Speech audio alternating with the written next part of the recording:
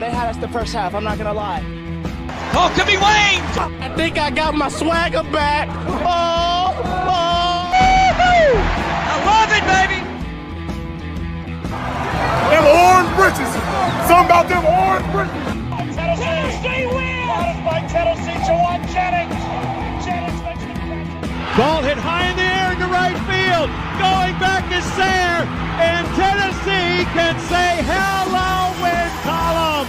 A grand slam in the bottom of the ninth. You can't draw it up any better. We just won a basketball game, and we're very happy right now. McGrath for the win. He got it. If you don't like college football and you watch this one, I'm not sure what your problem is.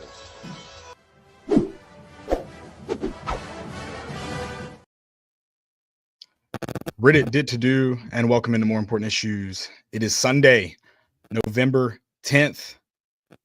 Your Tennessee Vols, 8-1. They are, what some in the business say, rolling.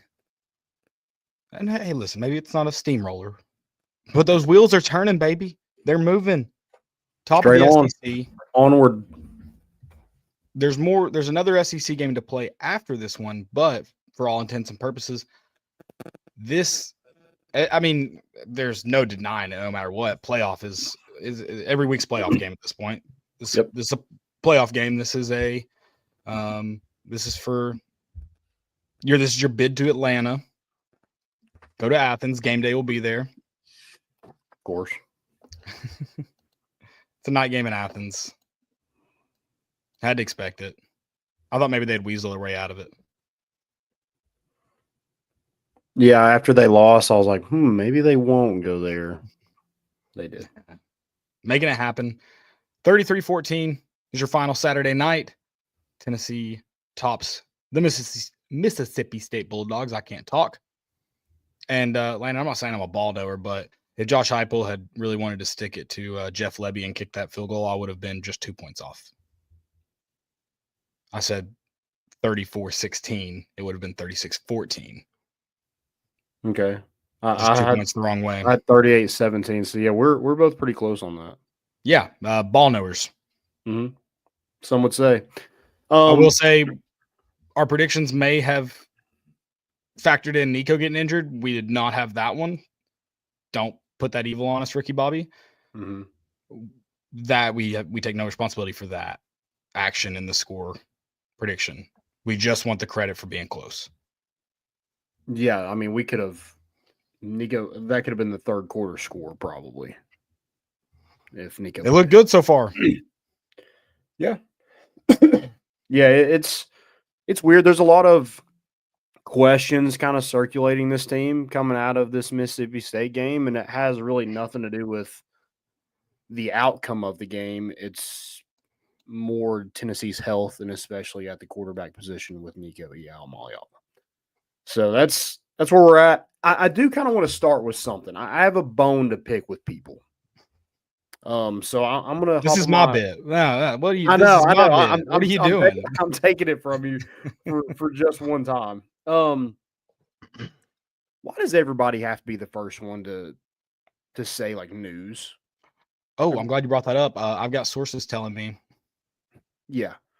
Why in the world are people tweeting from the stands or from their couch, season's over, or Nico is fine? None of you know. Yeah, that was a wild third quarter. None of you know. For all we knew, there was, I don't know. I'm not saying this is possible or this was likely, but there were 4 minutes in, like, he could have just been taking a dump.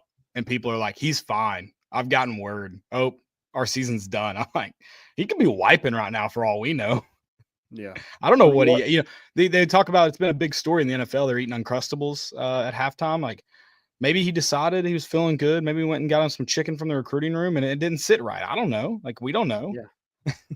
Yeah. From the whole, like, from what I've been told, tweets that went on in that third quarter was insane. And I just don't understand the reason for. Is it just so like, hey, I'm trying to be right first and then I can come back a couple days later when it's confirmed and say, I told you so. Like, I mean, what respect are people going to give you for that? Oh, the Yeah, and season's over. And then 3 days later, yeah, Nico is out, knock on wood, he's not, but he's out for the year. See, guys, I told you so. I have sources. I mean, that is so narcissistic in my opinion. and I'm reading those, and normally I'd probably overreact to some of those if this is middle of the week trying to figure out information. But every Tennessee beat reporter's in the same stadium, and they have access to the SID. They're texting every single source they can think of that would have their phone on them in that moment. And they weren't tweeting out anything. They weren't getting any information, or at least giving or putting it back out, at least I should say. They weren't getting any confirmations that they were tweeting, felt comfortable going with. So I was like, yeah, we don't know is the answer right now. Personally, I was watching the ambulance to see if he was going to be end up going to the hospital. Landon, there was towards the end of the third quarter, somebody opened the door or got in it or something, and the backlights came on, and my heart sunk. So like that, you gotta have better awareness, EMTs. You gotta have better awareness. You don't door. Read the room. Come on. Yeah, my heart just hit, and I was like, no, not now.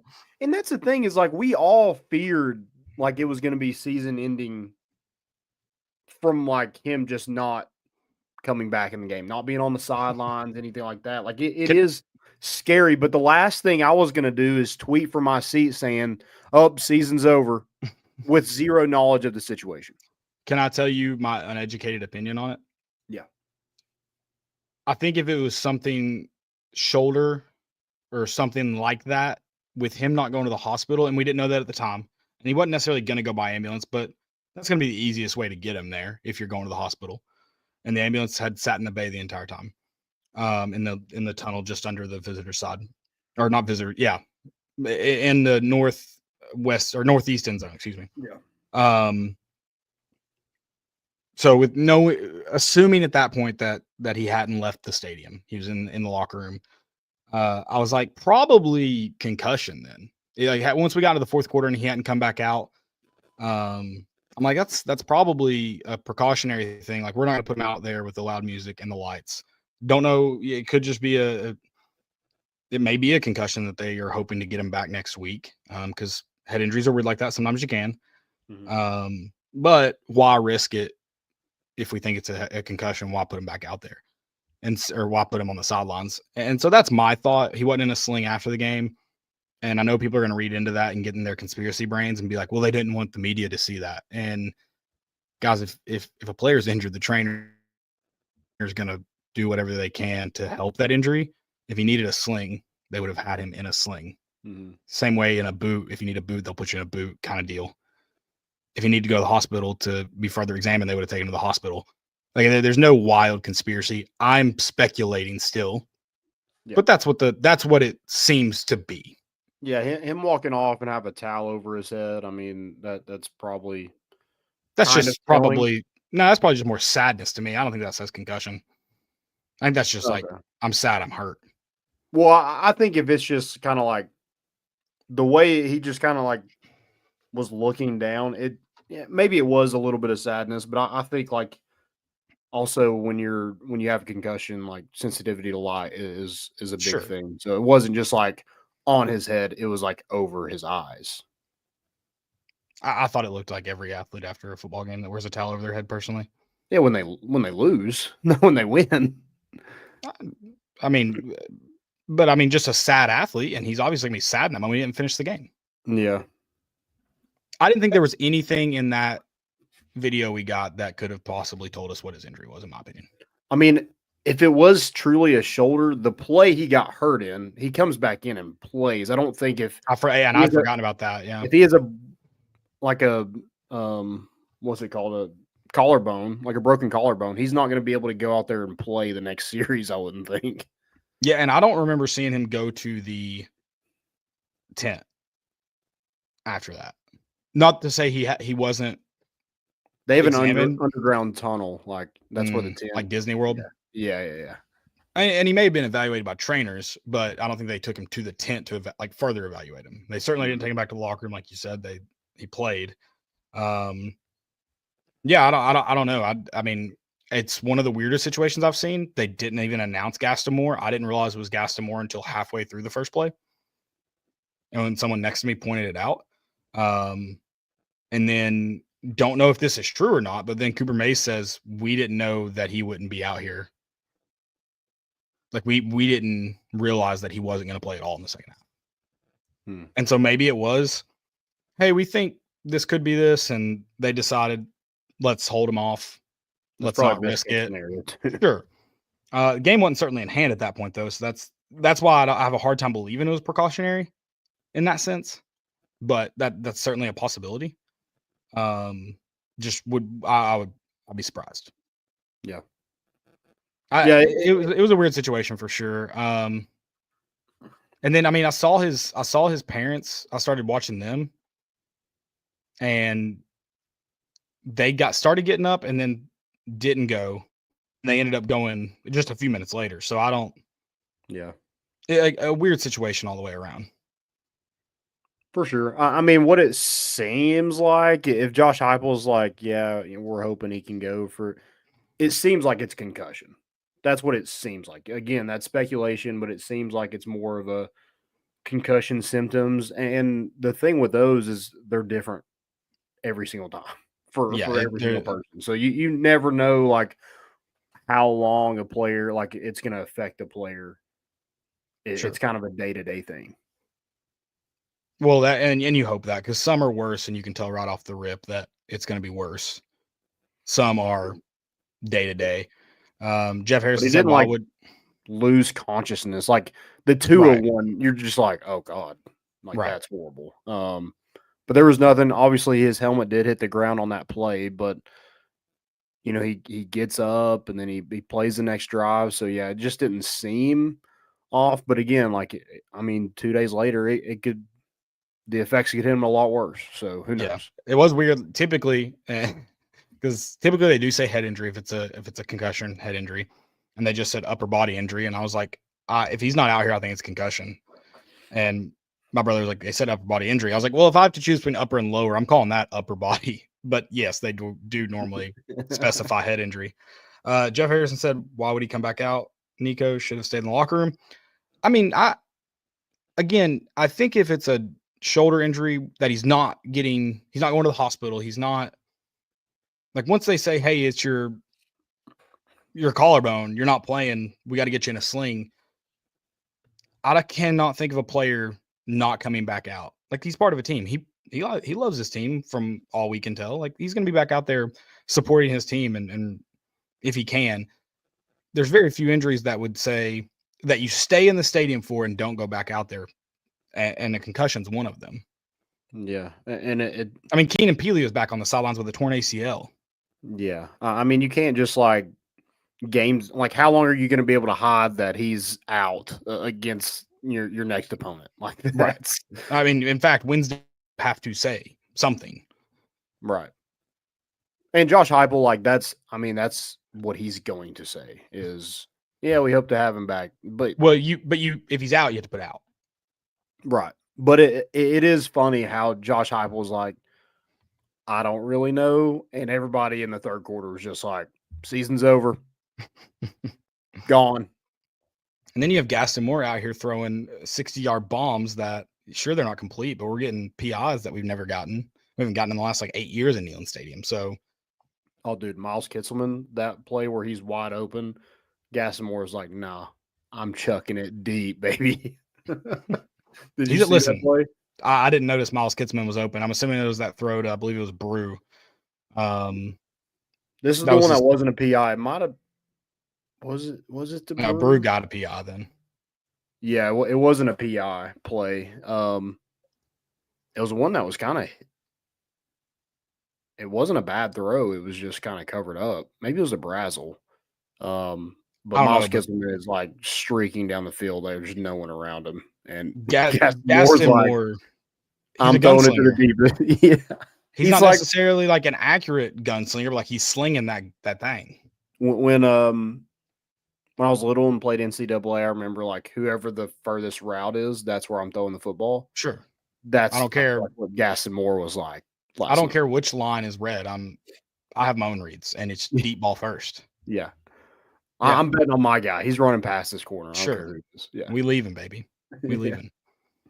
We're going to talk about Mississippi State. We're going to talk some college football. College football playoffs are getting more intense. Talked about it again today with my brother. It's 12-team playoff has made November far more exciting than it's been the last few years. So shout out to the 12 Exciting, team. nerve-wracking, whatever you want to. I can't wait till they expand it to 36 and these games don't matter at all anymore.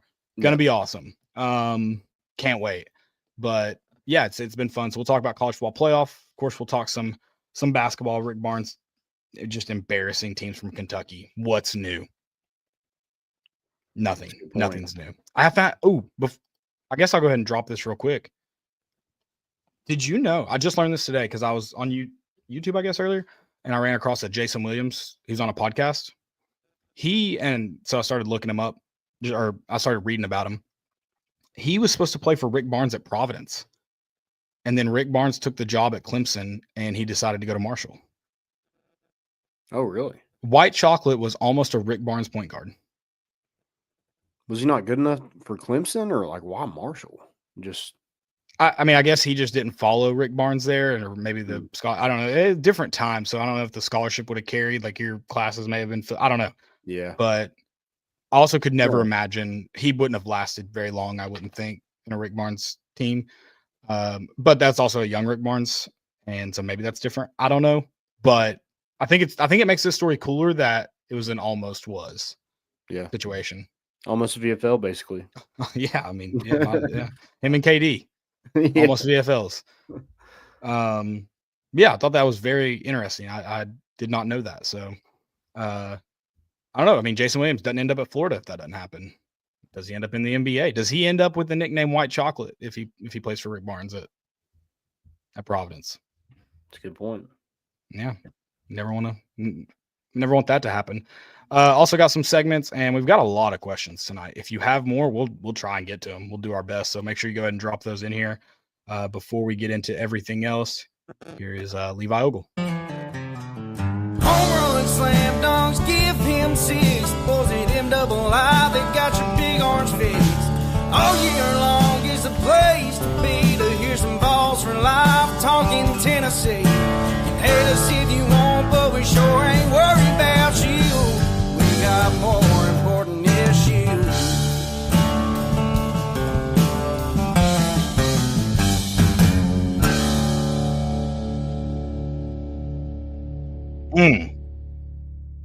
Tell him, Levi.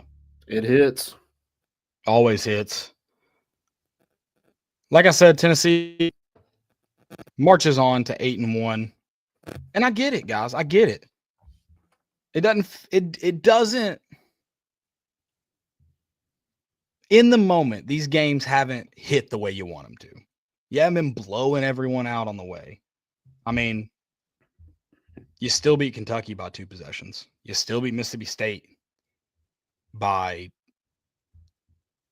I guess that's 3 possessions, no? Yeah. Yeah, they wouldn't have been able to do this. Yeah. So that one's a little more tolerable, I guess. I don't know. At the end of the day, you it doesn't say you barely beat this opponent, you barely beat it says 8-1. And I get it. Their argument back to me is gonna be college football playoff needs style points, blah, blah, blah. Yeah, you want style points, but at the end of the day, if you win, it does not matter.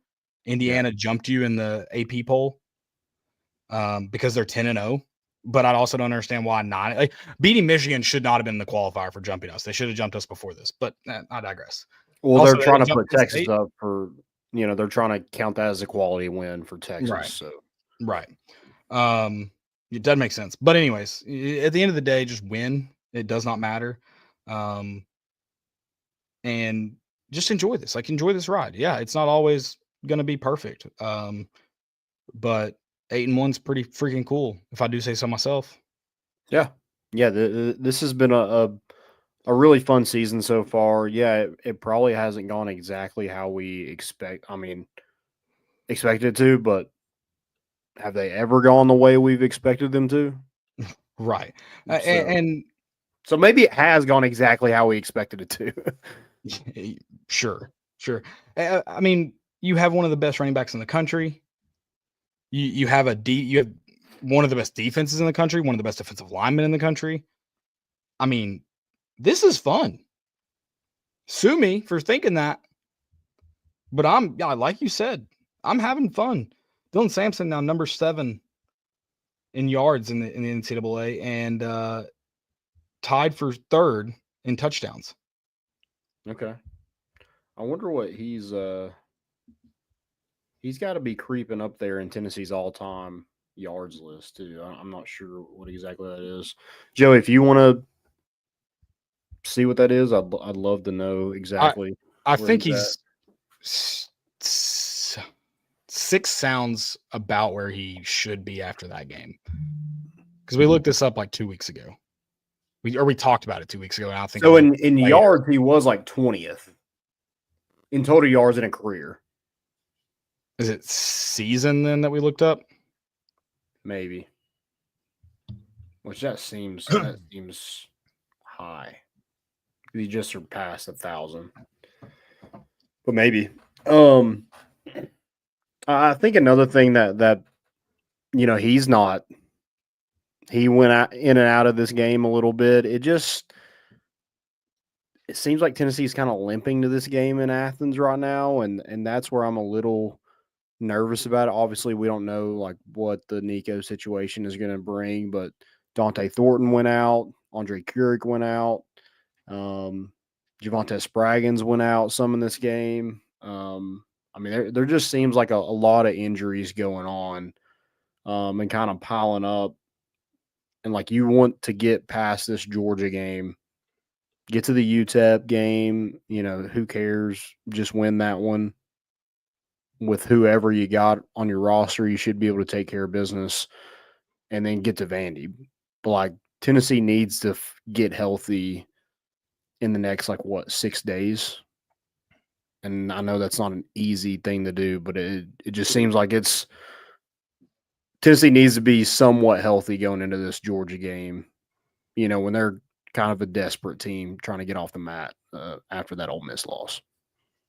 Right. I don't know if it would have felt like you had some more injuries besides Nico, but I think the feeling around the health of this team would be very different. Dylan Sampson obviously went down, but then comes back in and looked like maybe just twisted the ankle, taped it up. We're rolling. And then the Nico, I think if your starting quarterback doesn't get injured, the health of this team probably feels a lot better. Dante Thornton, especially after a 100-yard game, is going to hurt. But Squirrel White feels like maybe is he back? We got Squirrel back? Man, I don't know. That it was one of those. I was talking it to our buddies at halftime. As soon as Nico threw that ball to Squirrel in the end zone, I couldn't even stand up to cheer. Usually, like when you see it open, you stand up and start cheering. I could not stand up because I was like, I've seen this before. I stood up, didn't care. I was happy to be disappointed if it happened. And I wasn't. He tried to, but hey, he saw it coming. It doesn't matter. He might have bobbled it a little bit, but he completed the catch. He got it out of his system. He left his feet. I'm like, dude, did we not learn anything from last week? Do not leave your feet if you don't have to. Yeah, we tried to make that a little bit more difficult than it should have, but yeah, I mean he definitely looked like his old self a little bit for sure. Yeah, I think I feel better about the receivers as a whole, especially if Dante Thornton's healthy and maybe starting. I mean, and he had the most targets, so maybe the first guy out there doesn't matter, but I would like to see. I would just like to see him on the field more. Yeah, I agree. See him between the lines more. That's it. Yeah, 3 targets, 104 yards. I mean, or 3 catches, 104 yards. Let's target him a little bit more. Sure. Also, I don't know exactly because the quick one I looked up was number 10 on the list, but he's at 1129 on the season. Reggie Cobb's at number 10 at 1197. Okay. And the leading single season is 1464. And for his career, he was 16th. I don't believe that was updated, though, from last week yet. He was 16th on all time? Yes. Okay. That I think that's where the 6 came from. I just had this 6 in my mind because I believe that was from last week. I'm going to find out and then see where he's at. Okay. But yeah, I mean, I enjoyed seeing our wide receivers get to be successful. And they're running open again. I mean, that, we keep saying, like, can this team continue to take strides, especially this offense? And for another second game in a row, you have Tennessee's receivers running open. Missed one to Brew McCoy earlier in the game. You hit Squirrel, you hit Dante. There was people open. It wasn't just like this offense was struggling, and I know that Mississippi State's defense is pretty terrible. I do respect them though. They're like, we're going to load the box and just make you complete the long passes, and Tennessee was able to do that, and that's why. Even when like Gaston Moore was in, I felt pretty comfortable because, I mean, he's going to let rip. So there's no doubt about that. I mean, which we kind of thought that'd be the case. I didn't know if he'd be more hesitant after the Georgia play. He wasn't, Landon. He was not any more hesitant to just sling it after that. I mean, the first pass play drops back, doesn't look anywhere else, and just lets that sucker fly. Yeah. Yeah, it was one of them. It looked like when we were in high school and they did like the longest pass thing at the Jamboree, and like, I mean, not even remotely close, like straight wise.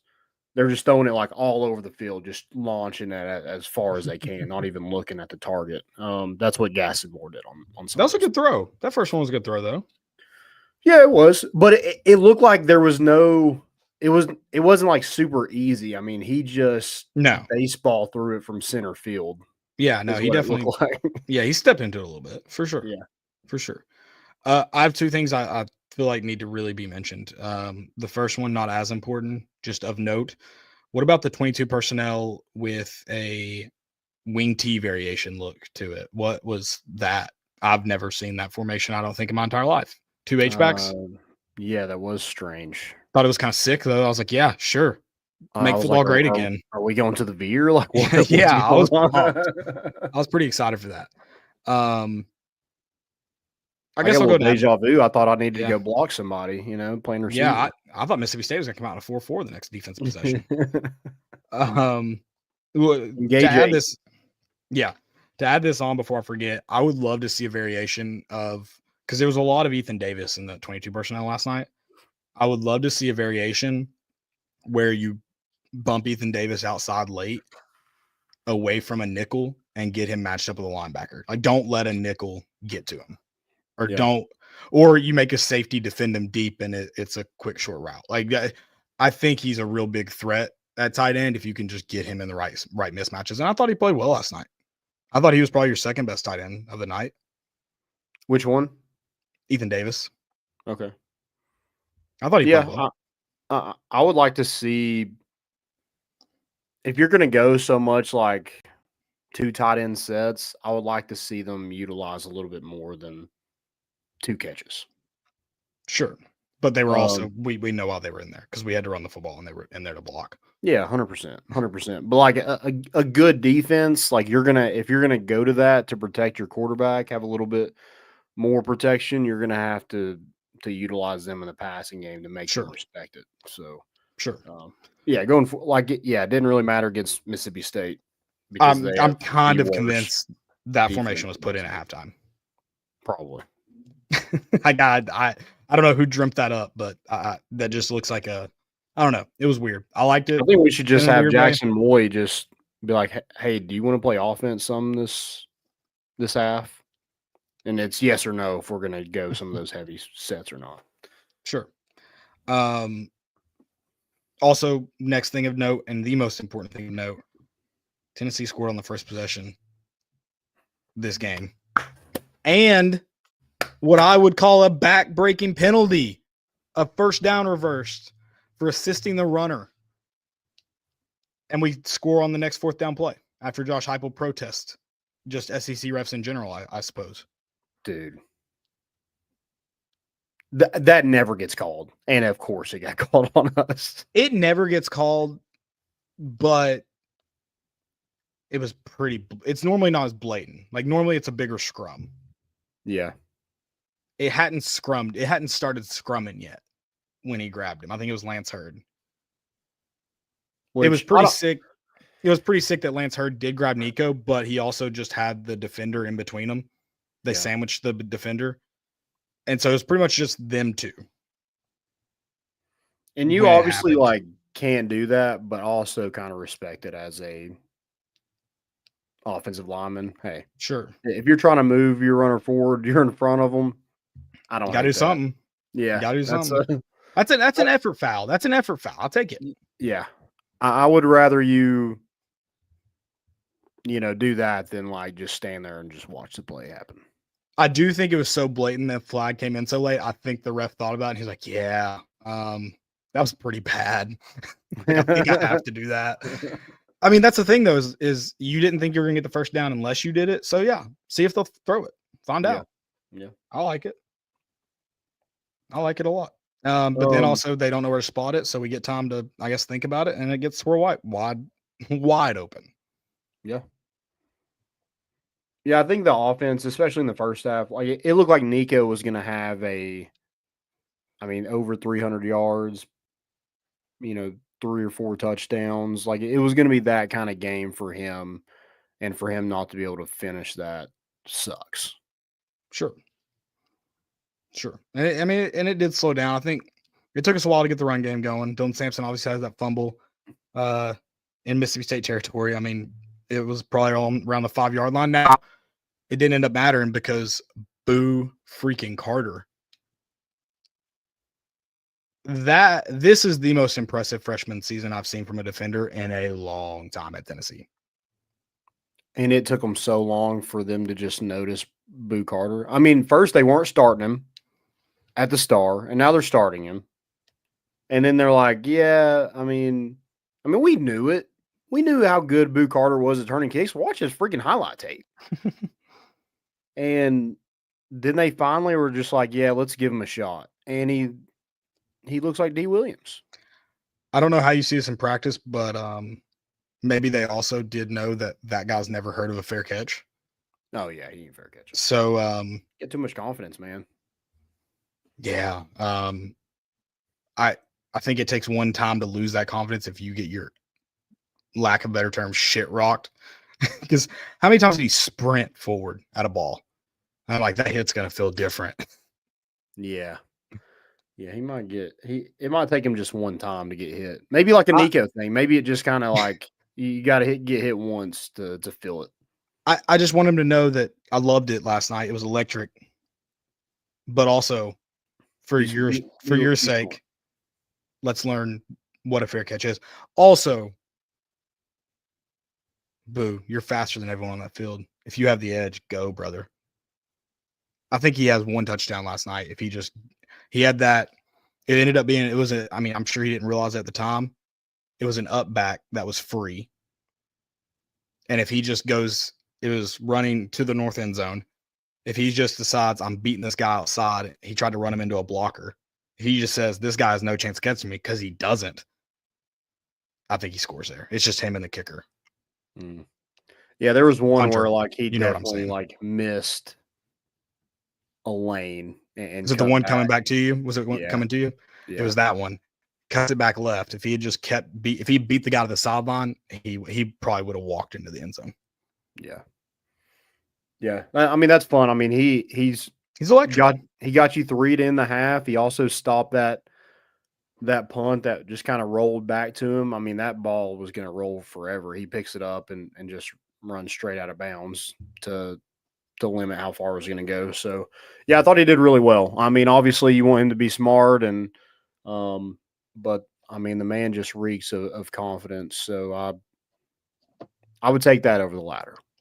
Yeah, no, like he Make needs to be football back fun there. again, and that's what Boo Carter is going to do. I just don't understand like how he hasn't got that job sooner. Because there's no one behind him on defense. Well, you got Christian Harrison. I think they do. And I thought Christian Harrison played decent last night. Yeah. Actually, that was the first game I noticed this year where I was like, okay, he's really in the mix tonight. He's on my notes of players that impressed. Yeah. But I just think it's if you can find someone else, it's probably one of those things. I wouldn't be shocked if it's a split going forward, because I think if I'm Tim Banks, if I'm Josh Heupel, I need Boo on defense. Yeah. I mean, but it looked like last night him being able to be a punt returner got him a little juice. Sure. I don't know what it was. I mean, the man just wants the ball in his hand. So if he's going to make plays for you on both sides of the football while returning kicks, you got to do both. Sure. I think, and I love that he's finally showing everybody like in Tennessee that keeps up with recruiting or keeps up with like local teams in the area. Like, you knew how special of an athlete Boo Carter was. So I'm glad the coaching staff, I knew they knew that anyway, but it's finally like, hey guys, we've kind of all been thinking this. You want to try it out, see what happens? I really don't understand him not being on kick return all year, because you're not going to get many opportunities anyways. Like, that's the one where I'm like, that's not as injury worrisome as a punt returner is. Punt returner, you can really get in the mix quick. Yeah. Kick return, we got the opportunity to return 2 last night, I think. Yep, 2. That's where I'm like, yeah, let him go. I guess they only kicked 1 through the end zone because they only had 2 or 3 kickoffs. Okay. Never mind. That's 66% of them. That's not normal. Mississippi State must suck at everything. I don't know what to tell you. They can't even kick it through the end zone. Yeah, they're not a good team. And while we're kind of on defense right now, I want to go back to offense in a little bit. But defense right now, like first watch, I was like, man, the defense kind of struggled tonight. And then you look up the stats, and they really didn't. I mean, they gave up some big runs. I thought Mississippi State did a good job of running the football, but didn't give up anything in the passing game. Got off the field on third downs, created turnovers, and at the end of the day, you gave up 14 points. So, I mean, what is there to really – and I don't think they played their best game. I'm sure Tim Banks and Rodney Garner and others probably think the same thing, but this defense continues to show up, and sure, when you need them to make a play, it seems like they're up for the challenge every single time. It's pretty impressive how often our defense can get gashed and still be this good. Yeah, they have what I'm going to start calling gash erasers, and one of them's name is James Pierce Jr. But you also have them all across that defensive line, and then you have guys in the back end who make plays, and that helps erase a lot of those gash plays. I think they give up like gash plays to let the opposing team pick up first down so they can get more stats. Okay. We would need more tackles. We'd have so many 3 and outs if we didn't do that. Yeah, right. Yeah, I like that. I like that theory. Facebook user, we did score on our first possession. I'm sorry, I didn't make that clear. Squirrel White did score a touchdown on our. Yes, we did not score on Mississippi State's first possession. That is correct.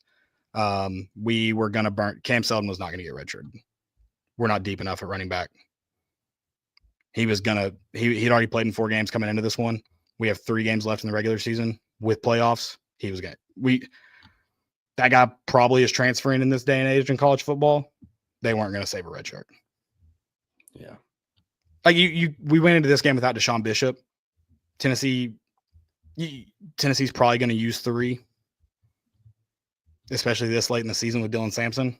He did still get 30 touches, which is crazy. But it's just because we ran the ball so much in the second half. Yeah. Yeah, dude. He wasn't going to get he wasn't. Once Deshaun Bishop was out, Seldon was going to play this game. Yeah, I mean, I'm not worried about a fourth string running back transfer. It is what it is. No, I'm just saying that there was some talk about that this week. Are they going to try to redshirt Selden? And we didn't talk about it on Thursday because I kind of forgot about it. But no, there was no shot he was getting redshirted when it was announced Deshaun Bishop was out. Yeah, I mean, he had played in 4 games, but yeah, I mean, he didn't post anything like he was going in the transfer portal. So, like, if you are available to play, they're not just going to sit you on the sideline if they need you, unless you've already quit on this team. So, I mean, props to Cam Selden if he is planning on, if he is planning on transferring. You know, he was up for the challenge, and I thought he looked good last night in limited action. So, yeah, and that's not a knock on Selden to say he's transferring. That's just this day in college football. You have Deshaun Bishop, who is right now the clear number 2, in my opinion. He is injured right now. You have Peyton Lewis, who comes in and is a dog, just a flat out dog. Is he number 2 for Tennessee? In my opinion, no. But he is also going to be a really good back for Tennessee, in my opinion, and jumped Cam Selden because they've both gotten limited action. Peyton Lewis has got some better looks than Cam Selden, but very, very similar amount of looks, and Peyton Lewis has looked the best. So he's going to be that third guy moving forward, assuming Bishop's available. But yeah, I mean,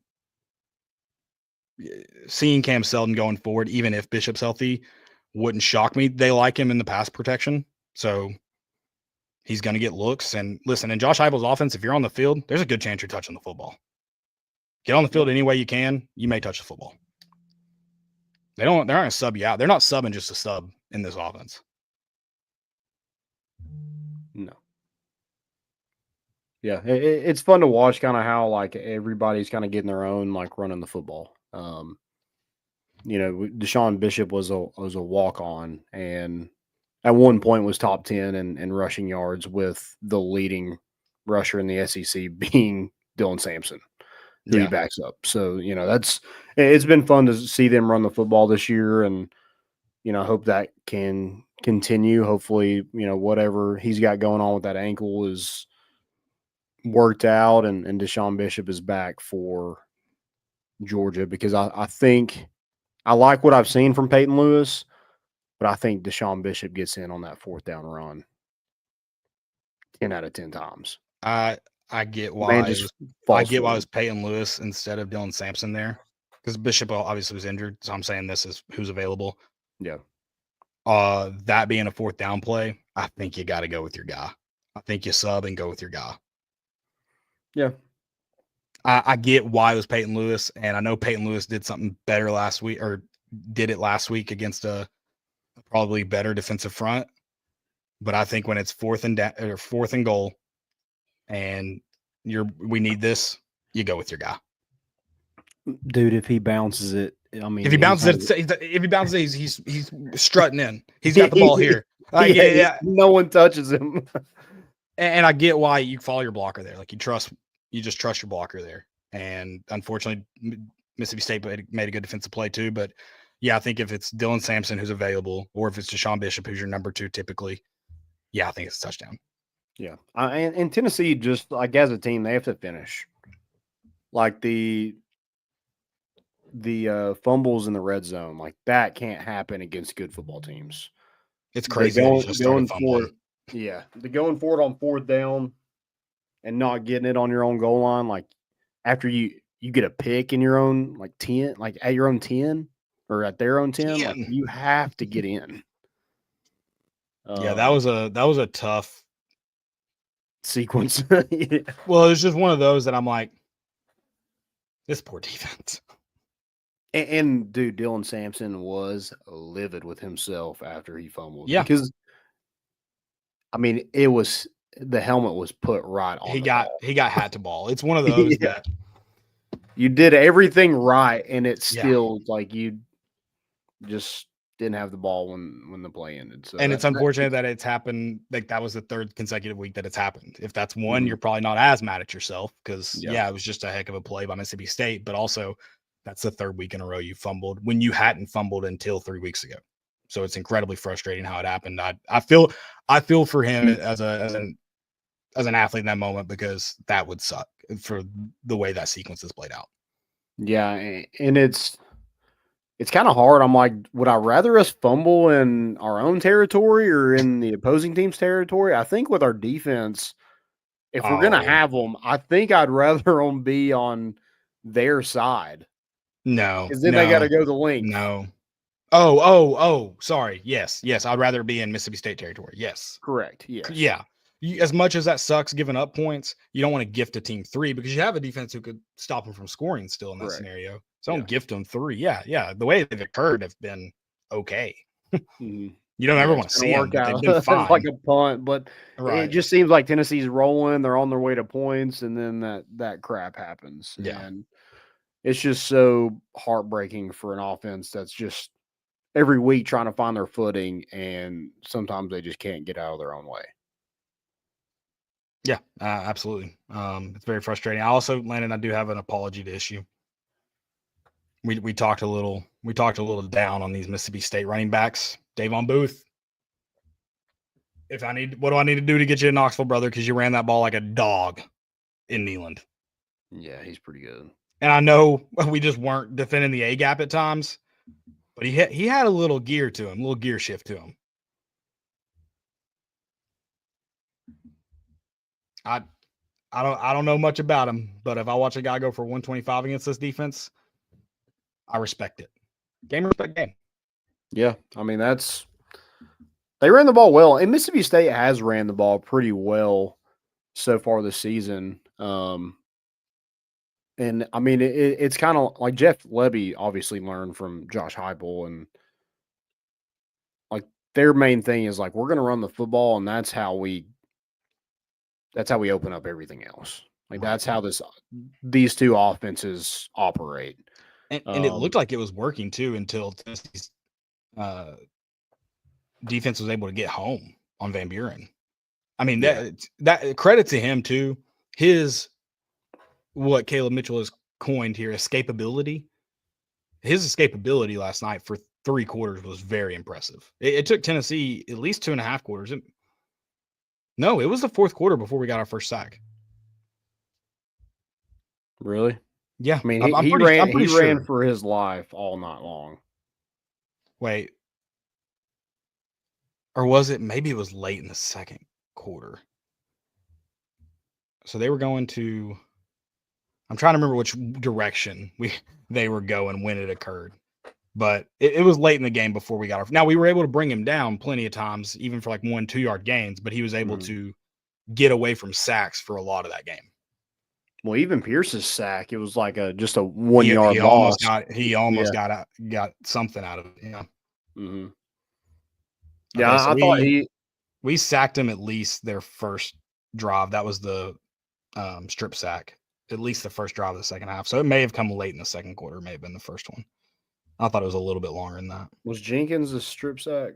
Jenkins was the strip sack. Jason Jenkins, excuse me.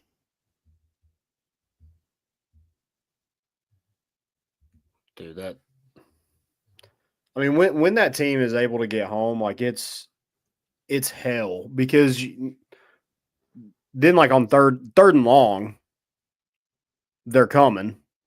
You know they're coming, but they don't have to bring a whole lot. They can just send, James Pierce, and you have, Bryson Eason, Omar Norman Lott, Amari Thomas, Joshua Josephs. You have abundance of guys up there that you can send at them.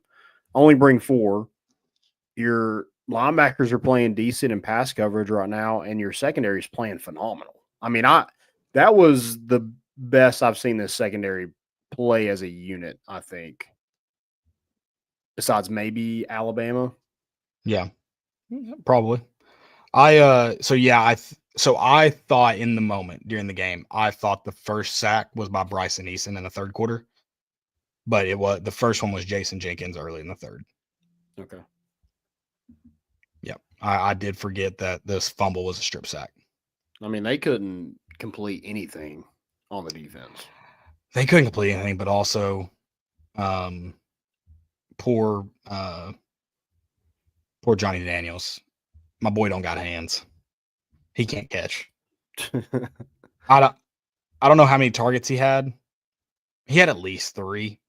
He had 1 catch for 5 yards. I think it was Daniels that had that one that got reviewed, wasn't it? Or was that Booth? I don't remember. And then he had another one that hit him in the hands that he would have gotten, or he did get hit by, I think, Arion Carter, who, by the way, he murdered some dudes last night.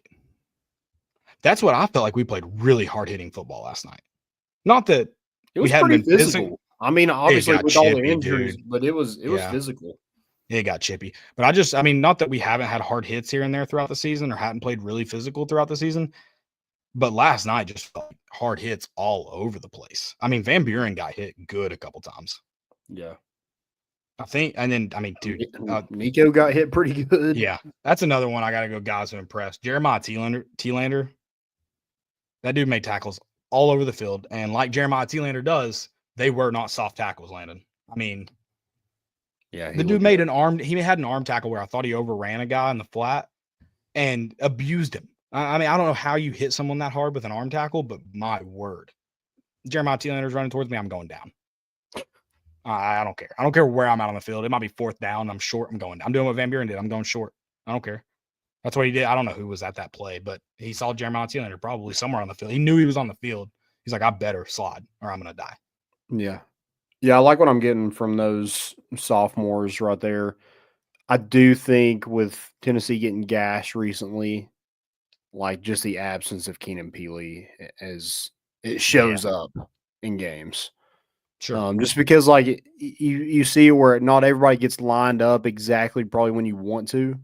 It's just a little late, and I think you get caught out of position doing stuff like that. And it seemed like last night, especially on that long touchdown run that they had, somebody just missed. Just was not where they're supposed to be. Yeah. It's like I said, those plays aren't fun. Again, I guess even no matter how good this defense is, the bend don't break mantra is always going to be alive and well, I reckon. I don't know. But yeah, those plays aren't fun to watch, especially when they run a variation of inside zone every time it happens. That's very frustrating. Yeah. But I trust Tim Banks, Landon. Don't mishear that. Yeah, but I mean, you better get it fixed because I mean, Georgia is like, well, I know where we're going to attack this defense. Yeah. Which I don't know what they're doing on offense. Good God. Well, it didn't help that they turned the ball over almost every possession. I mean, that was What'd they have? What'd they end up having yesterday? Turnover was. I don't know. Not all of them were turnovers. They had a lot of drop passes. Which poor Carson Beck can't even hit your wide receiver. Can't even hit your receiver in the hands. Can't trust those guys. Like you finally throw a good ball, and they do nothing for you. Damn, where have I seen that before? I don't know. I haven't. I definitely have not ever seen that in my life. So Carson Beck threw 1 interception. And then they fumbled. I thought it was twice, but it may have been 3 times. Yes. Wait. Oh, gosh. They fumbled 4 times, but lost it twice. Yikes. What's more embarrassing, fumbling the ball 4 times or storming the field with 16 seconds left on a dead clock? You know, when Ole Miss won yesterday, my only thought was, we're going straight on the quad. I was like, we don't even play Ole Miss, and somehow Lane Kiffin's still here to screw Tennessee somehow. That's all he thought about this week, man. Yeah. That's all he thought about. I mean, was so mad he didn't get the Florida job that. Have we ever seen a back-to-back week contract extension firing? Because feels like that could happen. Dude, oh my God. Dude, I don't understand. Like, obviously there's been heat on Napier since the season started. So probably since last season started. Why in the world are you just doing that? Do you want the honest answer? With so much football to be played. Do I you know. want- I know what it is. It's so DJ Lagway isn't going Oh, anywhere. I think it's different than that. Oh, do you?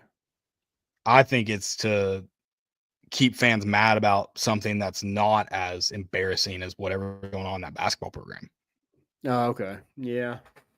Diverting. Oh, I think it's like, hey, if we can't let them in on a coaching search at this time, like this hour's bad hour. Let's get them mad about something else. Now, I do think the Lagway part plays into it, but they didn't have to extend him to do that. Yeah. His contract Was wasn't his- up this year.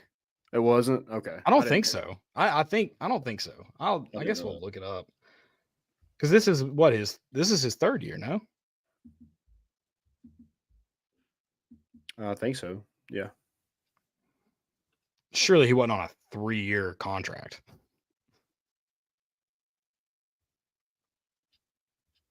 Yeah, so in December of 2021, he signed a deal through 2028. Is that right?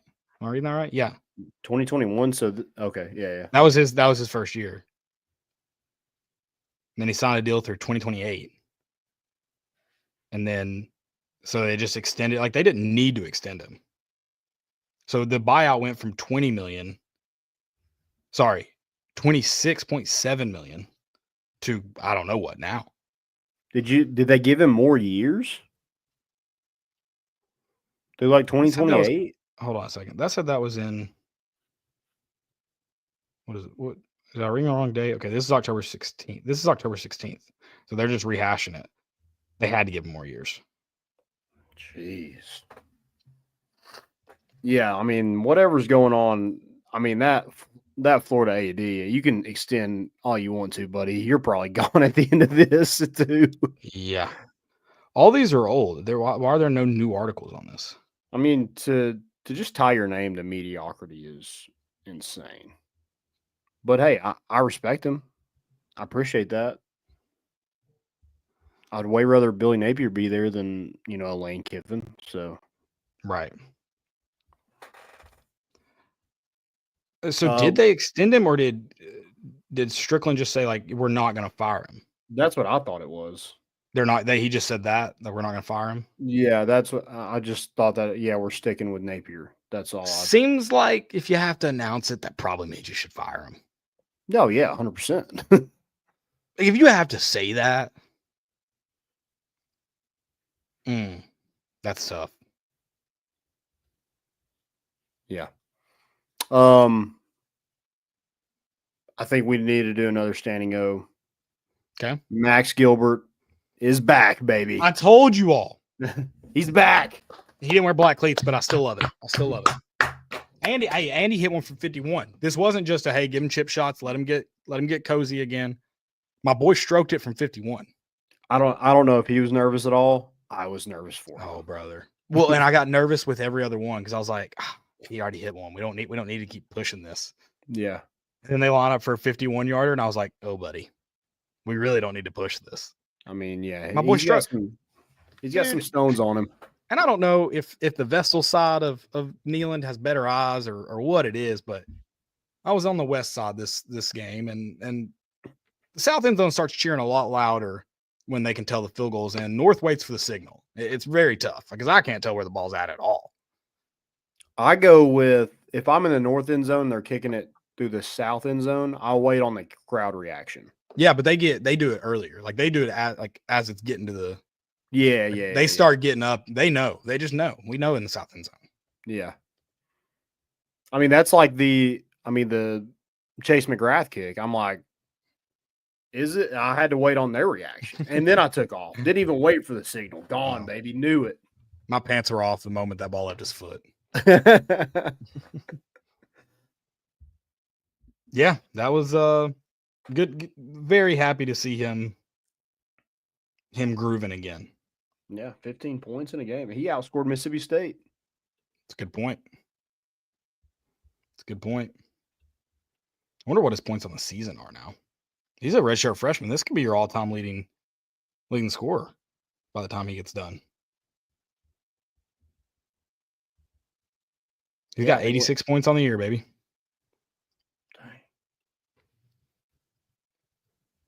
Keep letting it fly. Love it. I know we've mentioned some guys who impressed. You got anybody else that we maybe missed? I mean, I think we mentioned Gaston Moore, but I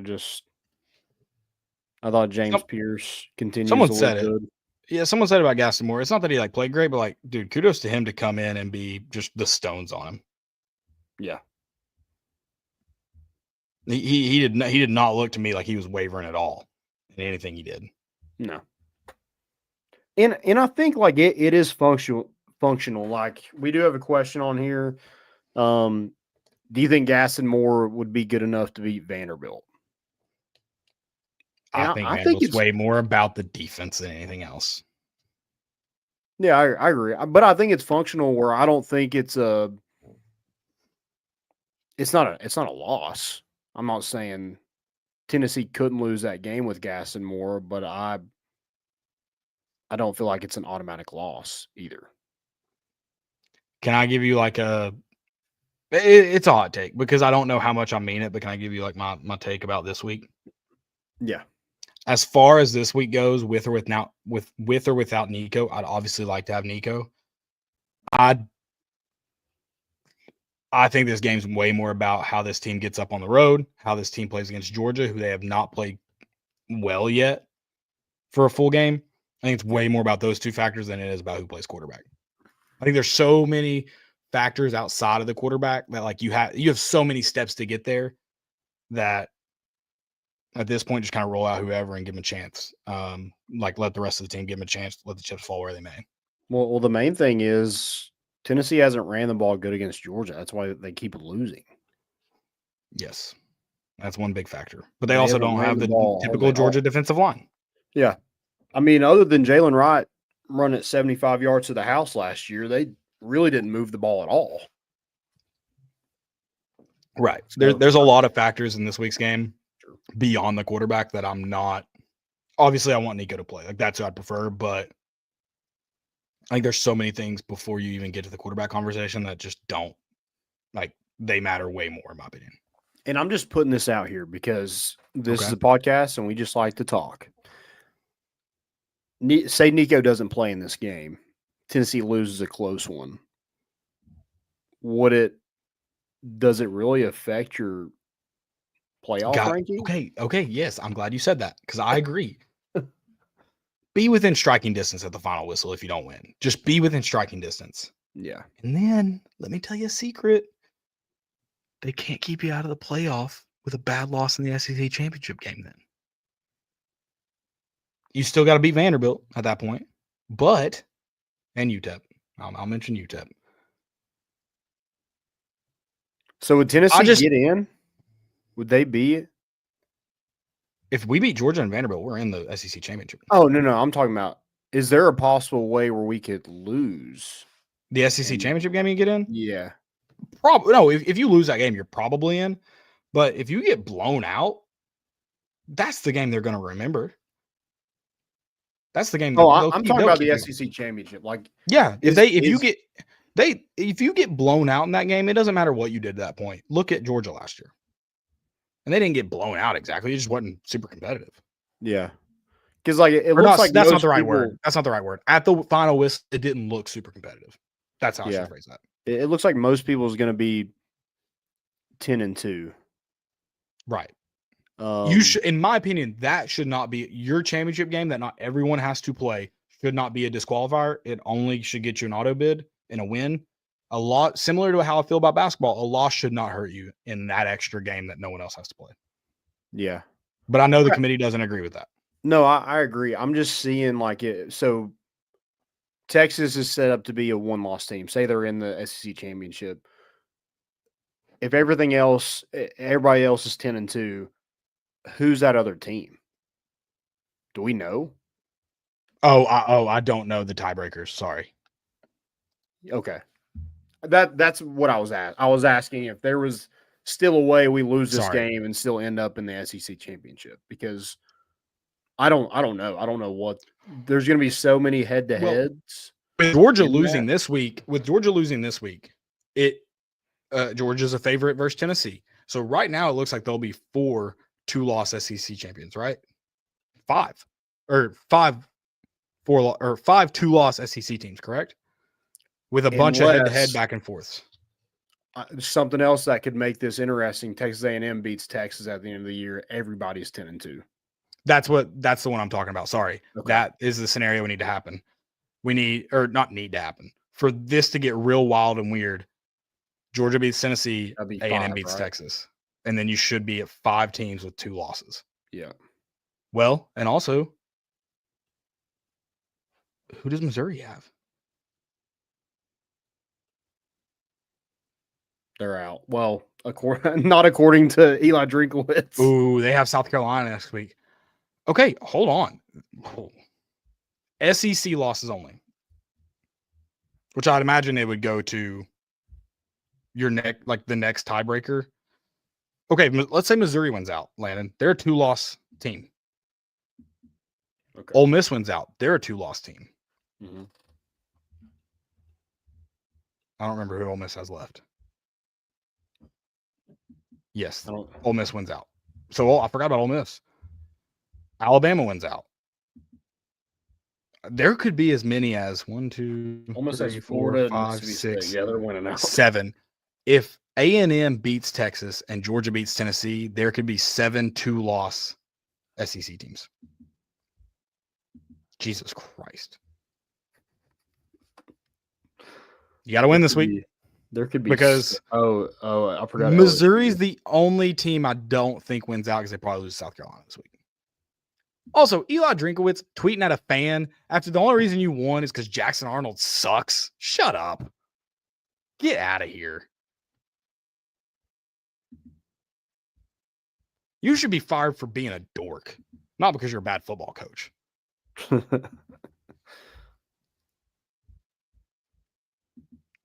Dude, everybody, like the end of everybody's schedule is like Texas A&M, Texas, like the only after this week is like the only big game left. Yeah. That has like true like playoff implications between the two of them. It's wild, man. I mean, I don't know what's going to happen. You got to go and take care of business. You beat Georgia, you're in. So, as long as you win out, of course. But yeah. Can I be honest though, Landon, as a guy who roots for chaos, be pretty freaking okay. Actually, let's just win out. I'll root for chaos on the back end. We win out. Texas A&M beats Texas, and then that's potentially 4 or 5 2-loss teams for second place. Get wild and weird, baby. I think we do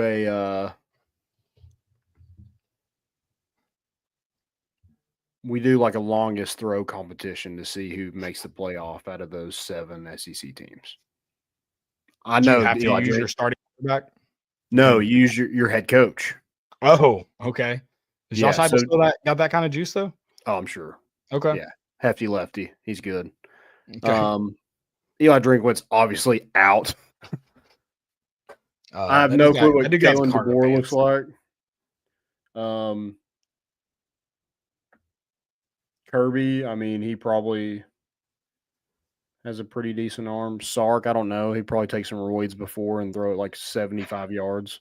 Kirby's coached a lot of DBs, and I've never seen a single DB coach look like they know how to throw.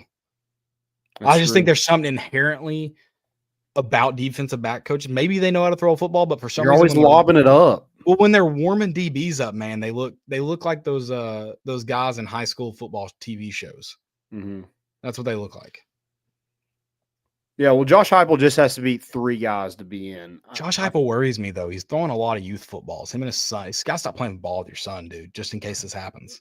He's definitely going to beat Drinkwitz and Elko for sure. Okay. I accept the terms of these conditions. Sark, DeBoer. Wait. Let's just get real weird. You said long throw. Punt, pass, kick. Go back to the old days. Okay, that's cool. Well, I was thinking like just the longest throw might be in our favor. I have no clue what Josh Heupel looks like kicking the football. I don't either. Actually, I like the way you're thinking. We just do a punter, punt, pass, and kick. Okay. Jackson Ross can obviously throw a really good football, so I think this is what we. Can he? That's what Josh Heupel said. Does a good ball. Okay. All right. Sign me up. punters in the Oklahoma Apparently, he's drill. one of the most like athletic guys on the team. No, I've said this. I was actually who was I talking to this about the other day?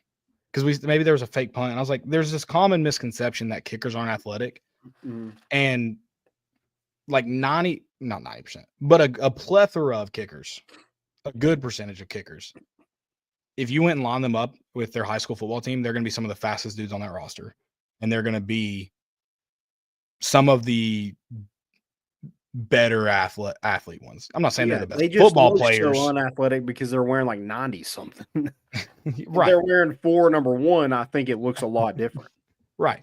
But yeah, I mean, most of these guys, are they the best football players? Not saying that, but just you line them up and let them like in a 100-yard, in a 110, and they're gonna be in the top tier most of the time. Yeah. These dudes are athletic.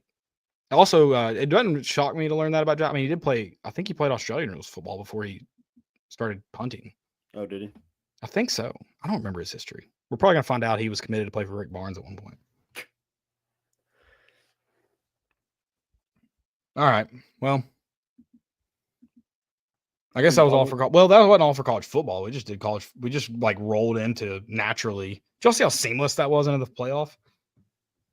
Can't buy that kind of transition. Here's the thing. Anywhere.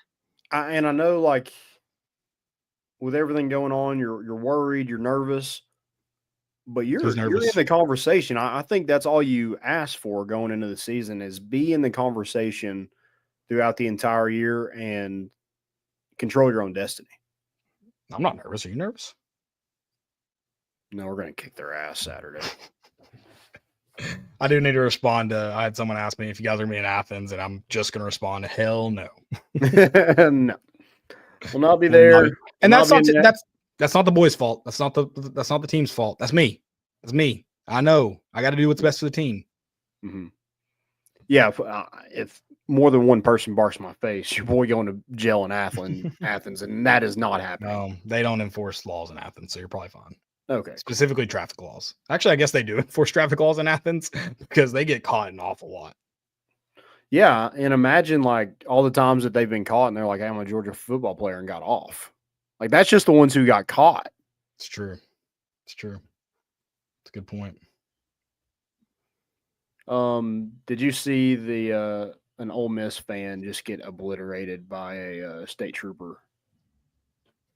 No, I saw the security guard, but I think it was an old footage. I think from the last field storming, just throwing stiff arms, and he got a girl real good. No, there was a guy that just comes like straight up to Lane Kiffin, and dude just like hits him so hard he just like falls out of the shot. You don't even know where he ends up. He just like gets shoved back in the crowd. I like that. Yeah. All right, let's talk some scores from the weekend. Obviously, we mentioned Georgia, Ole Miss. We were talking about field storming, so I do want to mention Georgia Tech. They are one of my most importants of the week. They do not have a river to take the goalpost to, so they took them to the president's house and threw it in his pool. Did they finally let them have it? Sick. They took it to the president's house and threw it in the pool. Because there's a video going around of like security guards just basically like laying on the thing, like not letting people around it. Oh, well, they threw it in the pool. Okay. I like that. Which was throwing the field goal post in the river a thing before we did it in 2022? I thought that was just a weird Tennessee thing. And I like that. I'm not like, oh, they're stealing it. I think it's awesome. Like find a body of water and throw that sucker in there. I didn't know if that was a thing before. Well, I know Kansas did it one year, didn't they? They threw like the river pond. I think they threw it through like an icy pond. I think you're right. Yeah. I don't remember what year that was. I guess it's like you have it in your hand and you don't know what to do with it. And it is pretty fun to throw heavy things in water. So I get it. Yeah. I do think it's pretty cool when Vanderbilt beat Alabama that they literally had it on Broadway and it was like 4 miles away from the stadium. Yeah. That's crazy. Well, it's what's the quickest path to the river? And I guess through Broadway was the answer. And of course, Right. You had to watch out for Morgan Wallen though off the balcony. God, yeah, he probably got a student or two. Yeah. If Dylan Sampson had been seriously injured, I think we would have had to ride against Morgan Wallen. Yeah, probably. Good week to be Morgan Wallen, though, because he's not Zach Bryan. Well, yeah, and I mean, don't sing another man's song around Zach Bryan. Good God. Is there a chance he was like that song? Honestly, as a Morgan Wallen hater, the song doesn't suck. But what if he was just like, that song sucks? Don't ever sing that again. I don't know. I mean, his Kanye over Taylor Swift is crazy. Oh, that was a take he had? Yeah, Zach Bryan, yeah. Gotcha. I don't know. Kind of makes sense. Woman, I'm all caught up. My wife keeps me all caught up on the Zach Bryan. A man, that kind of makes sense that he's Kanye over Taylor Swift. A man not letting a woman have her moment like that checks out. Yeah. Seems like that kind of guy. Yeah. From what we've been told. Those vibes for sure. We mentioned Texas thumping Florida. All of Florida's 17 points came in the second half. Could not imagine being that team. We aren't that team anymore. It was 49-0, was it not? Yeah. No. 42 to nothing. 42 to nothing. And then they scored 17. Yeah. We scored on the first possession. I want to reiterate that because that's a big thing. We did score on the first possession. Someone in here said we didn't. We did. Our first possession, we scored. It didn't feel like that because we overthrew Brew in the end zone, but we did have another long pass after that. Yes, and also it looked like we were going to have to punt because of the penalty. And was it on fourth down? It was on 4th and 3, 4th and 2. What was it on? 4th and 3. Ran it for first down, and then it was 4th and 6. So it was a 3-yard penalty, which is insane. Because is it a spot foul? So if it was a spot foul, that would mean we did not convert the 4th down, and they should have declined it. Yeah, I was so confused of all that. I'm like, how do you get a 3-yard penalty? Well, and I don't know what the confusion was that, like, why Josh Heupel had the team leave the field. That was the moment that Josh Heupel had the team leave the field, right? And it was completely empty except for Mississippi State. I think it was. Hold on. No, I don't know. I took a picture of it because I was like, Josh Heupel's. I thought it was insane that the motion that they did was like they motioned like this, Caleb, like a sideline warning. So my reaction, because I couldn't hear it, of course, because you can't hear anything the official says. Oh, you could from the seats I was in the other night. Oh, really? Yeah, if you got that money, apparently they'll let you hear them. It's a fee. Yeah, I don't know. Dang. I don't have the money for people listening. I was with someone who had the money. Okay. So PA fee. I mean, there's gonna be tons of fees. I did get home late last night and started budgeting for terrace seats. I started trying to figure out how to get tickets there. So you could hear. Yeah, that's the only reason. Yeah. But they did that, and I was like, how do you get a 3-yard penalty on a sideline warning? How do you get a penalty at all on a sideline warning? How do you get a 3-yard penalty anywhere for anything? Yeah, I was so confused. I mean, I was losing my mind. Yeah. No clue. Also, Mississippi State got a sideline warning at one point, and I turned down and looked at Josh Heupel, and he's in the official's ear past the numbers. And I was like, that's awesome. I was like, probably could have gone either way there, huh? Yeah. God, how did we get there? I don't know. Ohio State, though, they continue their march to be one of the best teams in the country, and they proved it this week by beating 1-8 Purdue 45-0. Shout out to Ohio State for shutting all the haters up with that win. You really did it. Really did it. Trap game.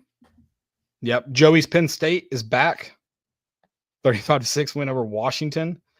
And listen, Landon, you know me. I want to preface this with I am an Indiana fan.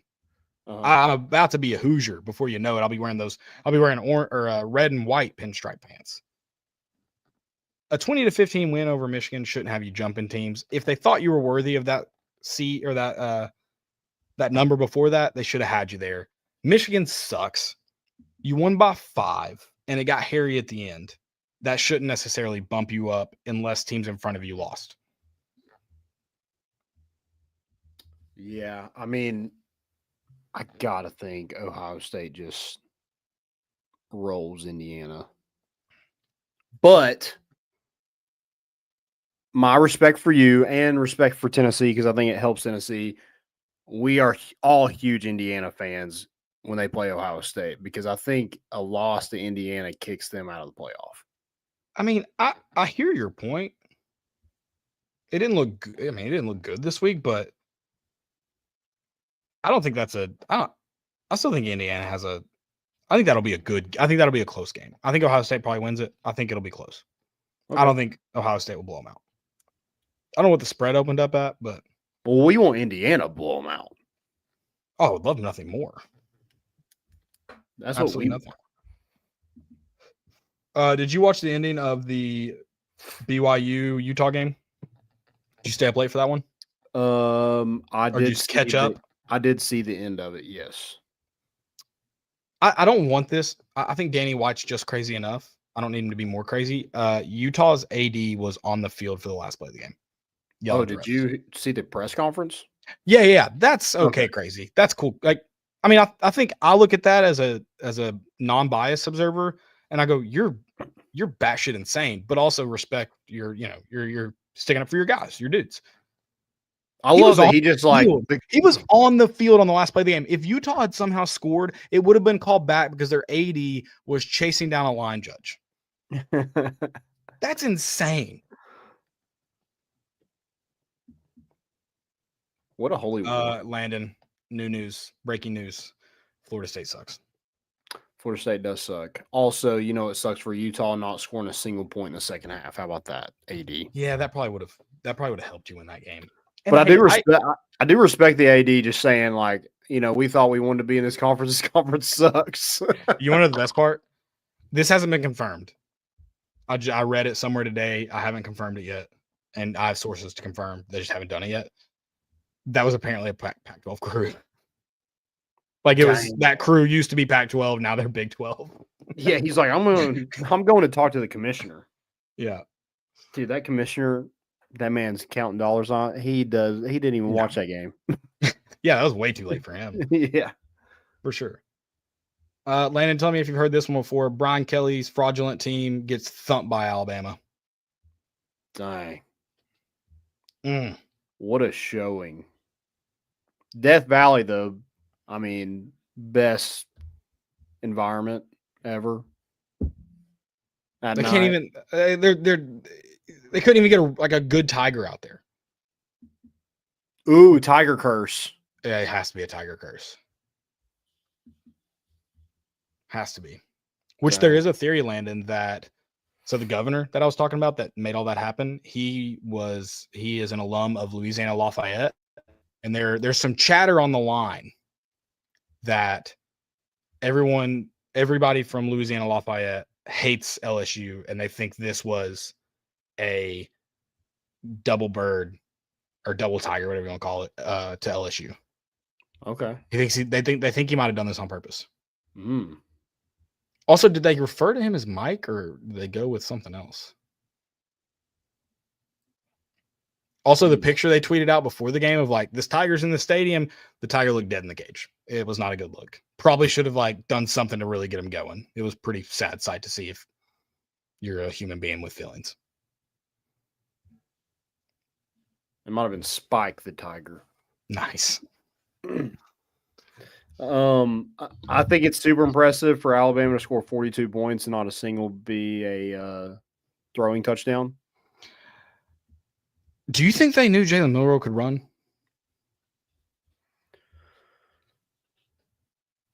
I mean, we heard nothing but great things about how good of a linebacking core LSU has. Whit Weeks, you know him. He's the crazy white guy. I don't know what happened to that defensive line. Since like the second quarter of the USC game, they've really sucked.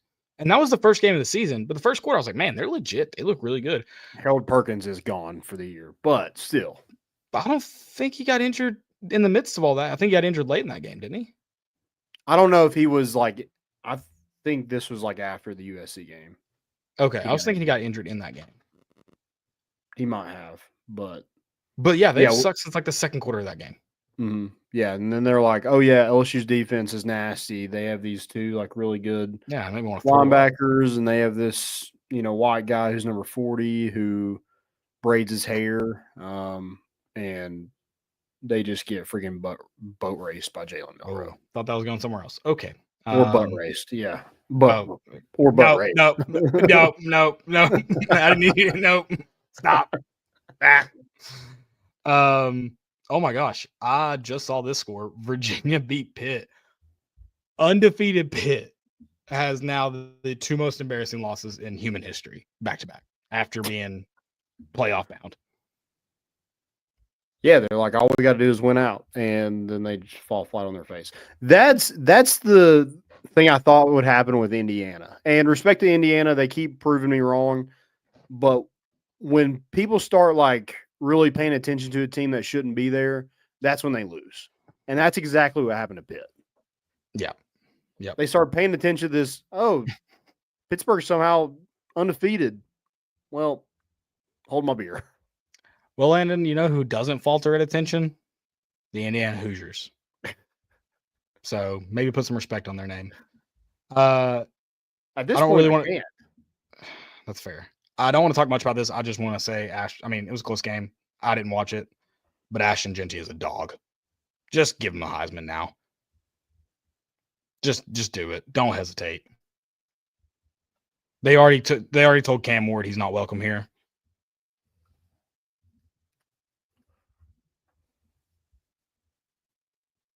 I know you don't like that take as a Dylan Sampson stan. Yeah. He's just legit. It's just Nevada. Yeah. But when you run for that many yards, you score 3 touchdowns. Yeah. Against Dylan Sampson should be getting more SEC love. Like he's doing what he's doing in the SEC. That would get love every other year. It deserves a huge amount of love still. He did it last night on a bum ankle. He's not getting enough credit. I stand by that take. Yeah, he deserves more. I mean, the way that he's put Tennessee's offense, like if you could watch Tennessee's offense, probably not last week, but the weeks before that, especially in the first half, and what Dylan Sampson is able to do to like take this. I mean, he's carried this offense on his back all year long. Sure. So, yeah, he absolutely deserves more credit. Yeah, Ashton Genty's been great. I don't want to take anything away from him. I just would like them to play more than one decent team on their schedule. You got to play who's in front of you, Landon. I know. I think we need to do we play the first round of the playoffs before the Heisman? Dude, I don't know how they're doing the Heisman this year. Because I would like to see Boise State play a decent team again before we. Okay, but what does he have to do against a decent team to get the credit? I mean, he did run for 192 against Oregon. I'd like to see him rush over 100 yards against somebody like Ohio State or Tennessee. Fair. Well, he probably would. Davon Booth went for 150. No, 125? 125. Something like that. I don't know. You ever heard my boy Will Brooks? If Will Brooks is making the tackles, probably not great. Not that he can't make the tackles. It just means your safety's making a lot of tackles. No, I prefer my boy. I prefer my boy Amari Thomas making the tackles or Aaron Cotta. I do think I don't care about Colorado at all, but after this week, I do think we need a weekly breakdown of Shedeur Sanders talking about the weird traditions in college football. Did you hear him talking about the tortillas? I did hear that. I also heard of him talking about, or him getting into it with the ball boy at Texas Tech. Yeah, I don't even know what that was about, and that was more Deion Sanders Jr. that was leading that charge. They were both in it. They were both in the mix, but Deion Sanders Jr. looked way more heated. Why was Deion Sanders Jr. out there? Why do you think? You think those folks? You think any Sanders is going to miss a chance to be on camera? Get out of town. Yeah, I do think you need to start paying attention to them. So hopefully they'll lose. That's a good point.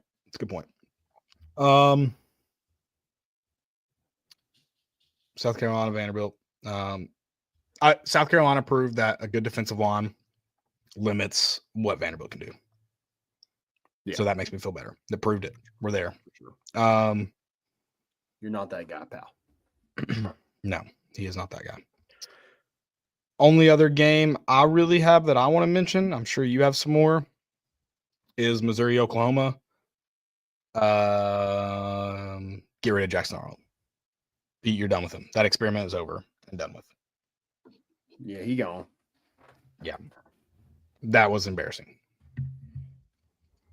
And it's another week where Missouri's god-awful team is going to be in the top 25 because Oklahoma can't do anything.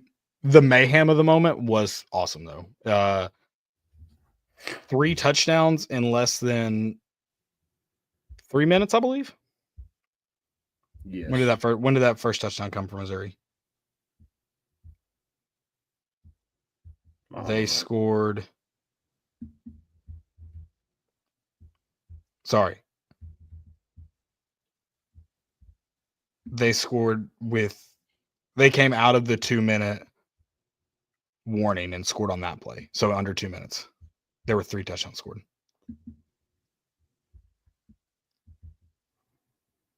Dude, this is Shiloh Sanders' 6th year of college football.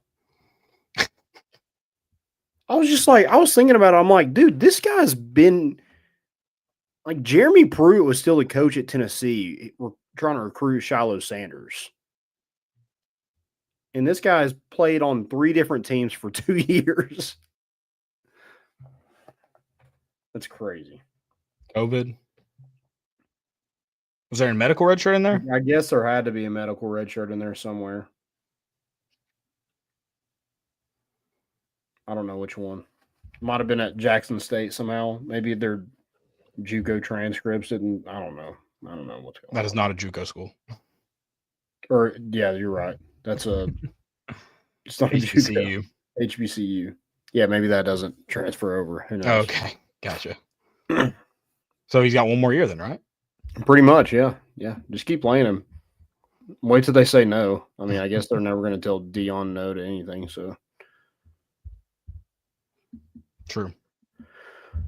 All right. Want to get some questions real quick before we get we need to. We're running out of time here. Okay.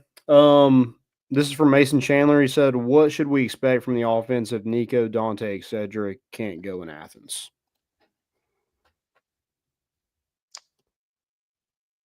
I don't know what to tell you because our throws looked more like 2022, our passing plays. Yeah. So I really don't know what to tell you. I mean, I think it's a more limited version of your offense, but I also think it's dependent on how the run game is going early on. Like I think that really dictates what that looks like. I mean, I think they definitely try to make it easy on Gaston. But if you think you hated screens with Nico, wait till you see how many you see at the beginning of that game if Gaston Moore's starting. Because they will be alive and well. But no, I think they clearly trust Gaston. I think they do know his talent limits him more than Nico, so I do think they try to put him in different scenarios. I don't think it looks too different, especially if Dylan Sampson can get going in the run game, which you mentioned has been a struggle for Tennessee. Yeah, I think Gaston does a good job of getting the ball out quick. So I don't think you have to just do a ton of stuff where, he's sitting in the pocket forever. But I do think you need to hit on big plays to beat Georgia. Like that's whoever's playing quarterback. That's what Ole Miss was able to do. You saw Alabama do it. Like you need big plays to be able to beat like a good defense. Is Mike Matthews 18 yet? That might go against us. Yeah, that's true. That's true. Yeah, maybe there's a 17-year-old of some sort on that team. We can just have them roll. But yeah, I think you need to run the ball efficiently, but you're going to have big plays. So I just think you kind of run your offense and hope that it's good enough. And let your defense play. Don't put them in bad positions. Don't turn the football over. Maybe play field position. but I think it's going to be like you're going to probably have to win an ugly football game if Sure. those guys aren't going. Sure. Yeah, I agree. I think Dante hurts the offense more in what it's able to do because you lose unless Squirrel looks better. You lose your deep threat. Yeah. So I think why? This is a question. I'm just asking this for anybody that wants to answer. Why, when we get down in like the red zone, we don't utilize Brew McCoy at all? Even if Landon, I've been asking that all year.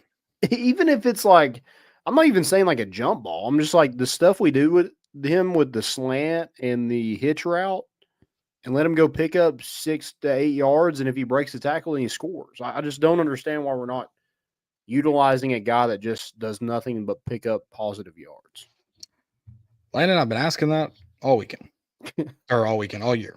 And yeah, I've been calling, like, if you're gonna throw the deep ball or if you're gonna throw the jump ball to anybody, I think at this point it should be him. But also, yeah, just get it to him in some capacity and whatever at that point. Yeah. Then we also got one. Levi Ogle says, two-parter. Did we finally see Squirrel start to get back in his groove? I guess that's part of the question. I hope so. I think it's tough to really, really confirm it, but it's good to see him get going for, whether it's a jump start to the rest of the season or if it's, kind of back to like at least he got going in one game, but I hope so. I think making that catch is good for the confidence. Yeah, it's also huge, like, for that offense because, like, the slot is such a huge part in it. The way you're able to hit on big plays, get people wide open, a lot of it has to do with the slot and what they're able – because you're paying attention to whoever's in the slot, you forget about the guys on the outside. Mm-hmm. If you're not really worried about the guys in the slot, then you're okay with – cheating over a little bit, and Dante Thornton isn't able to just run by a corner with the safety helping on the slot player running across the field. So it did help that the guy defending Dante Thornton might have started playing corner this week and was a linebacker before then. What do you think his measurables were? As a thick gentleman myself, I think I can call a thick gentleman when I see a thick gentleman. Am I crazy? You think you thought the same thing, or what? Like every time you saw number 4 roll out there, you were like, mismatch. Yeah, I did. I'm sure Gaston Moore probably saw it too. And then he asked, and the way Peyton Lewis has played, ain't no way that boy 190. Sorry, ain't no way. He's 6 foot 190, not a chance. He might be 5'8", 190. He put on that. Is he a sophomore? Senior. Oh, yeah. Dang. Freshman weight. Yeah, something. He says in the way Peyton Lewis has played, do we see him take more snaps even if Bishop is back behind DeSamp?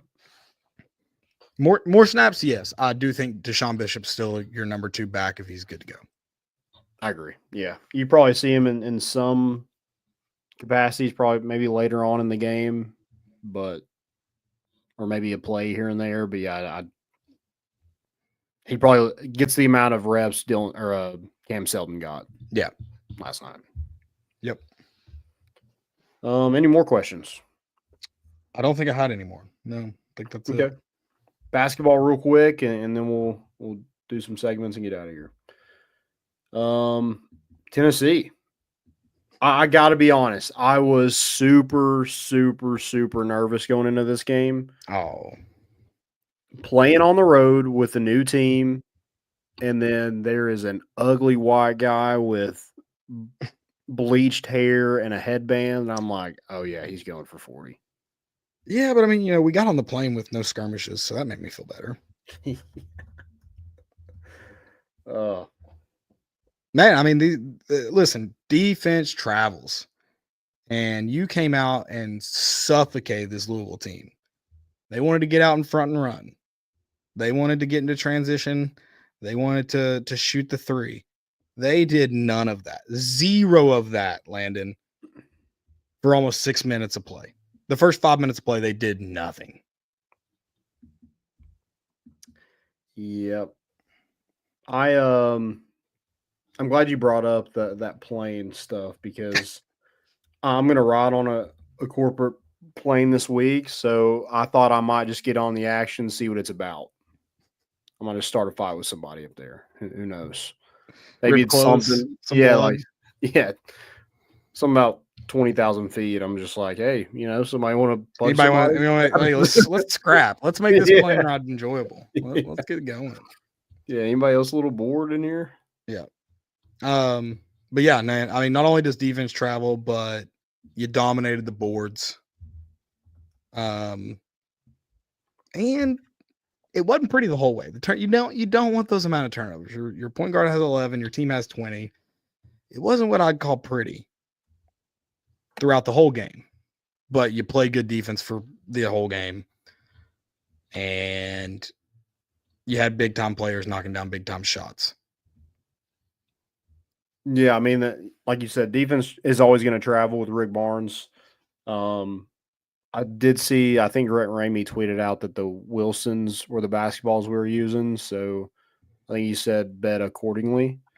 It looked like Tennessee didn't have any trouble with that Wilson basketball because. Can we please start using Wilsons at home, though? That's what we use in the NCAA tournament. It is the logical thing to do. You can tell Nike, would you rather us playing with your basketball or playing in March? Pick. That's a good point. Yeah. And if Phil Knight has anything to say about it, tell that old man to go back to Eugene and shut up.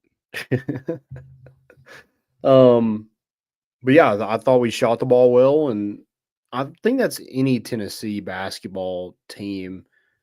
If they shoot well, they're going to defend well, so they usually win those games. And it's crazy that your point guard does have 11 turnovers. You won by 22. Like, it could have been a lot worse. Yeah. But, I mean, Zakai, anytime he sees a big man going to the basket, that man loves a lob. I don't think it necessarily has to be a big man, just a man Yeah, running the basket. He's throwing it up. The boy's throwing it. And you know what? He's earned it. He's earned that right. Yeah. Was it you that brought it up? They're like, I mean, you can tell that Rick Barnes just loves him because there's no way any other player does stuff like that and plays even the next whistle. Rick Barnes can't find his leash for Zakai anymore. It's out the window. It's not a long leash. It's non-existent. Yeah. And you know what? He's earned that. I'm not dogging Zakai for that. It's just funny because like Grant Williams, man, he got chewed out like he was a freshman oftentimes. Yeah. I thought Akpar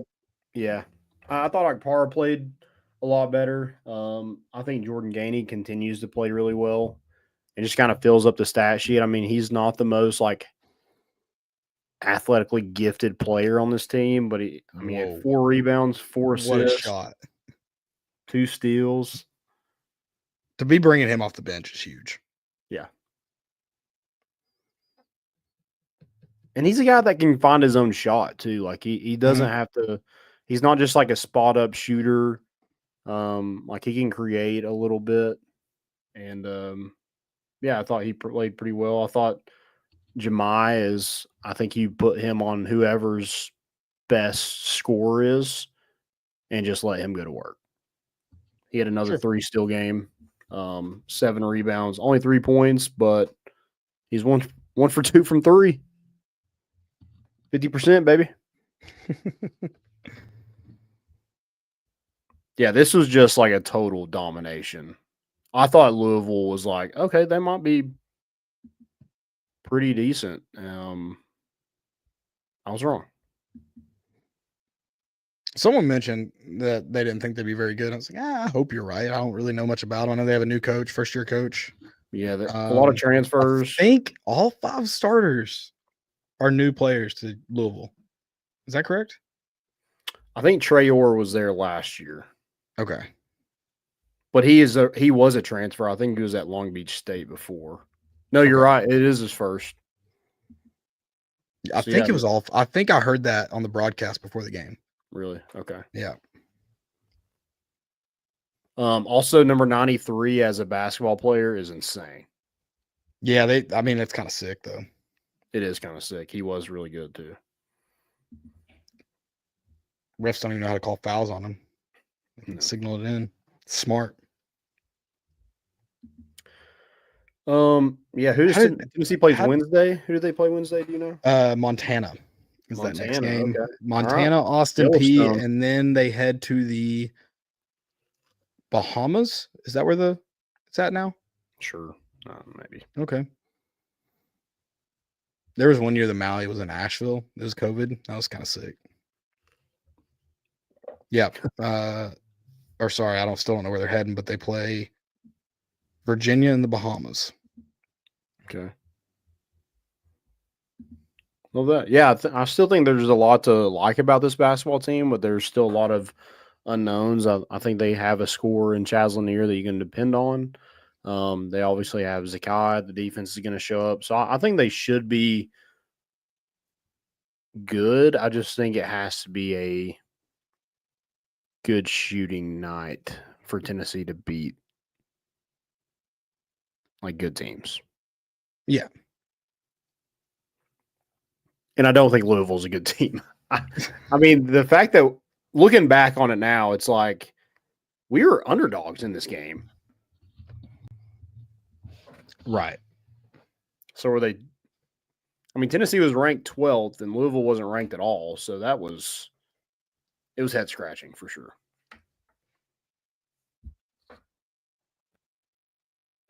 I'm very confused by this Bahamas trip. Do you know anything about this? No. So I'm not all the way into basketball yet. I'll be honest. So it's not during Thanksgiving week. It's the week before. I mean, it's just a 2-game series. You Tennessee, Virginia, and then you play Baylor, St. John's. It's interesting. All right. Well, there you go. That was fun. We're playing Virginia at 9:30 p.m. So yeah, that rocks. But that's going to be 9:30 is probably the same time there. I don't know what I'm thinking. Honestly, geographically, I'm not 100% sure where the Bahamas are, and I'm going to shut up before I give that up. We're geography guys. Yeah, south. Most important of the week. Most important of the week. I got everything that Xavier Legette does on video. Okay. Just talking? I mean, yeah, literally like any random thing he does, somebody puts a camera in his face and be like they're in Germany this week and he was like trying German food and they're like, have you got to eat anything here yet? And he's like, I had chicken wings the other night. He's like, they're okay. The barbecue sauce is a little weird over here. But it was just like chicken wings. That's what he had. But he's literally like trying like different like sausages that they had in front of him. He's like, oh yeah, that's pretty good. That was a terrible Xavier Legette impression, but I don't. That sounded like someone we know, actually. Not Xavier Legette. No. I can't even like try to talk like him. My first most important, my fantasy football team is more than likely 93% chance of beating someone named the not bad R. Rice. So that's big for us this week. Just wanted to mention that. No, but seriously, my first one is we're talking about vol basketball. Tennessee since 2017-2018 season, 6 NCAA tournament appearances. That leads the SEC. 171 overall wins. That leads the SEC. 31 AP ranked wins. That leads the SEC. And 86 conference wins. That is second in the SEC. If you lose wins for fights on the plane, I'd imagine it's Auburn in first place. Then Tennessee may lead. But yeah, that's pretty awesome. A lot of people like to complain about Rick Barnes. A lot of people like to complain about this Tennessee basketball team. Keep that in perspective because I don't think we've seen a run like that since I've been alive. So pretty nice. I didn't check the stats. I'm sure we haven't. Pretty confident we haven't. Yeah. Enjoy it while we can. I have another. I'm not going to call it most important. I just want to get your thoughts on it because I'm not like, oh, that was sick, that rocked, but I thought it was cool. The Clemson fall ball game was banana ball. I thought that was cool. Yeah, it was cool. Okay. I didn't know your thought. I didn't know how you felt about it. And I'm not like, yeah, sick. Tennessee do it next. But I mean, fall balls should be fun, and not everyone can win a national championship and then get 12,000 people there just to watch them play. I get it. Yeah. So I mean, yeah, I feel like that's good for just the sport of college baseball, not like baseball in general, but like getting fans out there and excited. You probably brought a kid to the game for the first time, and yeah, they might be let down the first time they go to a Clemson game and realize it's not as entertaining aspect Guys of it. aren't taking their shirts off. Yeah, your mom can't catch a foul ball for an out. But like that gets them there, and then they're going to enjoy it after that. And so like I feel like it's good for the game overall. I just thought it was creative to be like, hey, college baseball plays a bunch of games every fall that don't matter. What if we go and play? I thought it was cool. Yeah, I agree. I think it's something that honestly, they probably should have done it a while ago. Yeah, that was a great idea. They just started traveling recently though, outside of Savannah. So Oh, really? Okay. I think 2 years ago was their first tour. I think. Okay. Yeah. Yeah. I think it's a cool thing for sure. All right, fail. Fail and Joey, I don't know if you're in here and you want to hop in, or if you just want to give me a comment on the private chat. This is not at you, but you are our Greek correspondent on this show. A sorority and fraternity made a sign that said "Feels like '98," but it's got Peyton Manning at quarterback. And also, this is unconfirmed, but a lot of speculation that he might be wearing the number 18. Yikes. You can't tell because his arm's covering up the front one. The shoulder, you can't tell from the picture when you zoom in, but it looks like an 8. It could be an 8. That's a tough look. Joey's in a frat? He's at least our Greek correspondent. I don't know if, yes, but more than anything, he's just our in-between. Dang. Didn't know that. It is not his fraternity. That's the good news. Okay. Who was it? You want to call them out? It was Sigma Nu and, as Lana would say, Delta, Delta, Delta. I just realized it was that sorority. That's awesome. Delta, Delta, Delta. They were not Joey. Joey was not associated, and he said they didn't place. If that makes you feel better, that does make me feel better. Thank you for pointing that out. Joey actually rushed at Sigma Nu though, so he was basically part of them. Did he actually? I don't know. I just feel like he's not getting in here, so we can just straight roast him. He's not here to defend himself. And he didn't come to the tailgate. Yep. I had my wallet out. Ready. I was gonna give you my card number for that Uber. You could have just used it after that. Crazy. Got out of bed at 3. It sounds like plenty of time to make it to the tailgate. I don't know. I didn't get there till close to 3, Joey. My fail is Eli Drinkwitz. This keeps us in the playoff hunt. That's right. I said it. Playoff hunt. No, it does not. Theoretically, he's not wrong, but yeah, it doesn't. No. I've got one more fail. You want me to go? Yeah, go ahead. Yeah, go ahead. There was a tweet sent Saturday night that says, "And on the 7th day, God made Dylan Sampson." On the 7th day, God rested. The joke is, and on the 8th day. Yeah. The Bible is pretty clear about what God did on the 7th day. There's a whole thing about it, whole rigmarole. Do we know this person who tweeted this? Yeah, I wasn't going to pile on. We already got after him. I just wanted to make a point that the joke is, and on the 8th day.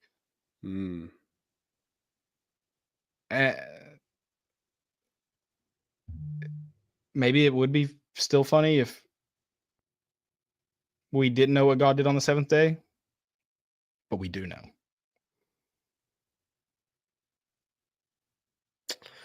Yeah. I saw that and I was like, oh, that's bold. Bible history.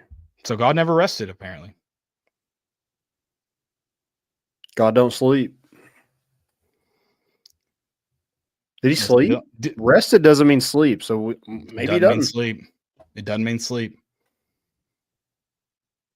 Maybe that's why we play college football on Saturdays, because he didn't actually rest on Saturday. Well, he couldn't sleep if he made Dylan Sampson. He's just a college football fan. This tweet was too deep for me. That's why I didn't get it. He was just a college football fan. Of course, he made Dylan Sampson on the 7th day. Yeah.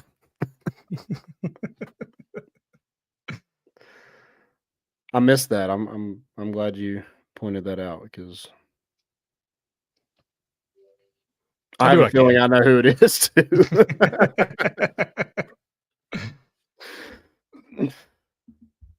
All right. Well, I don't have any more fails. No, I'm good. Oh, neither. Guys, thank you all for everyone that hopped in on this Sunday night. Especially, I mean, we're out here outperforming Yellowstone. I mean, yeah, season premiere, and we're outperforming Yellowstone. No way they got this many views tonight. Taylor Sheridan is going to be pissed in the morning, especially when he realizes he missed this episode, and then no one else missed it. So shout out to you guys, the loyalist, the best. Thank y'all for making this tailgate season awesome too. But we'll be back. Home playoff game. Chant it with me. Speak it into existence, baby. Also got to figure out how to log into Paramount Plus, because I canceled it, so probably got to sign up again. You didn't record it on Hulu? I think we did. I recorded it on. I just think it's so dumb that it's like, I want to watch stuff on Paramount Plus, but it's not often enough where I need to pay a month subscription for it. So whatever. All right, guys. Thank y'all for listening again. Love y'all. We're bringing the boat in, and we out.